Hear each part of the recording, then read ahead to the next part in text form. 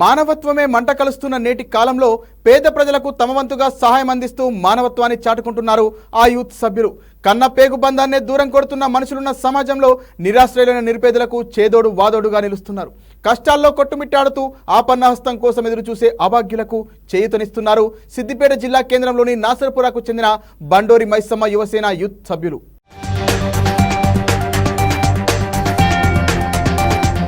ఆపదలో ఉన్న వారికి తాము ఉన్నామనే ధైర్యాన్ని కల్పిస్తూ నిరాశ్రయులైన నిరుపేదలకు సిద్దిపేటలోని నాసరపుర కాలనీలో బండోరి మైసమ్మ యువసేన యూత్ యువకులు సహాయ సహకారాలు అందిస్తున్నారు. ఎవరికి ఏ కష్టం వచ్చినా ఇంటికి పెద్ద కొడుకుల్లా అండగా ఉంటూ తమ వంతుగా ఆర్థిక సహాయంతో పాటు నిత్యావసర సరుకులు పంపిణీ చేసి మానవత్వం చాటుకుంటున్నారు.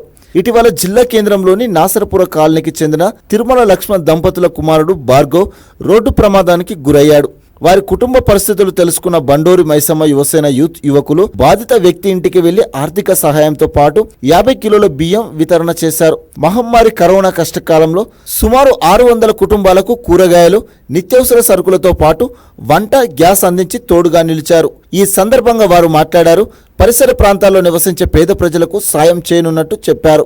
సేవా కార్యక్రమాలలో ముందుంటామని, యువజన సంఘాలకు ఆదర్శంగా నిలుస్తామని యూత్ సభ్యులు నిమ్మల కనకయ్య, పయ్యవుల నరసింహులు తెలిపారు.